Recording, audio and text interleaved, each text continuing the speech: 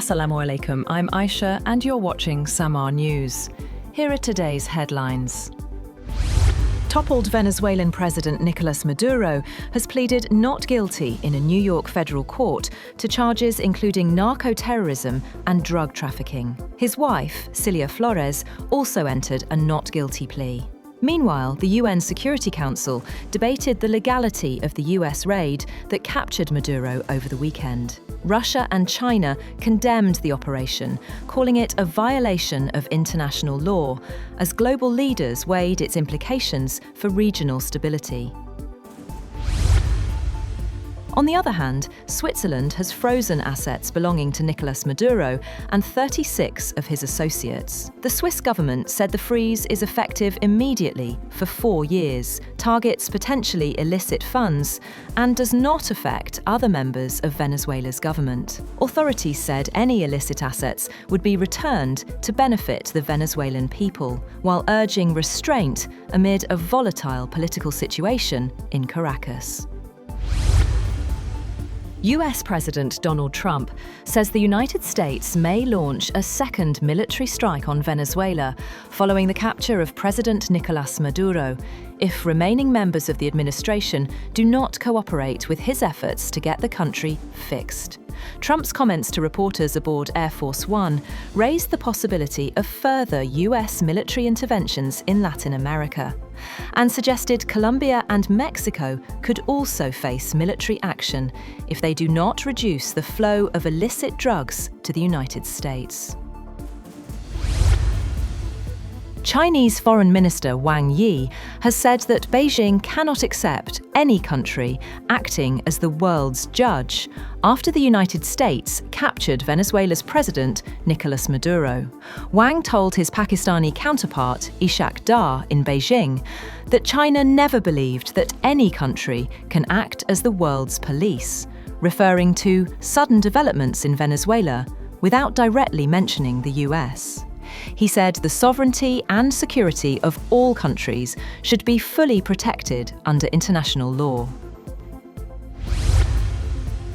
The Cuban government has said that 32 of its citizens have been killed during the US raid on Venezuela to extract President Nicolás Maduro for prosecution in the United States. Havana said there would be 2 days of mourning on January 5th and 6th in honor of those killed, and said funeral arrangements would be announced.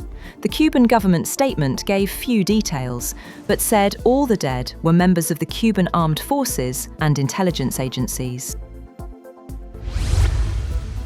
Venezuela's acting president, Delcy Rodriguez, has invited the US government to collaborate on an agenda of cooperation in a statement on social media that struck a conciliatory tone following the US capture of President Nicolás Maduro. She said that Venezuela aspires to live without external threats and that she wanted to prioritize moving towards balanced and respectful relations with the United States.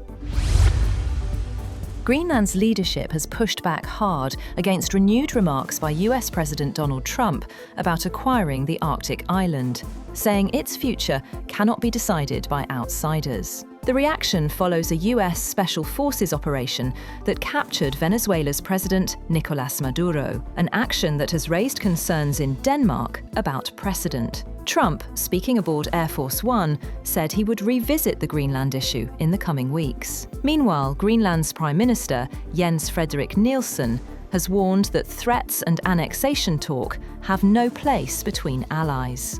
On the other hand, Germany's Foreign Minister, Johann Wadephul, said Greenland belongs to Denmark and could fall under NATO's defence umbrella if needed. He added that any move to strengthen Greenland's security would be discussed within the alliance.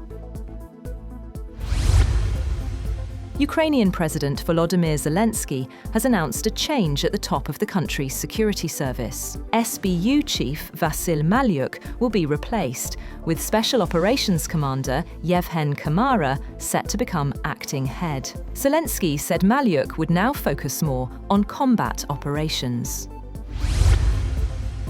China and Pakistan have reaffirmed their all-weather strategic partnership during the 7th round of the China-Pakistan Foreign Ministers' Strategic Dialogue, pledging deeper cooperation across diplomacy, security, economy, and regional stability.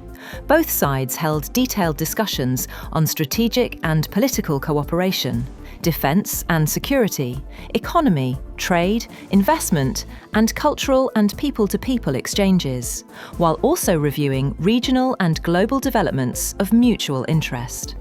China and Pakistan also agreed to build CPEC 2.0, aligning development plans and focusing on industry, agriculture, and mining.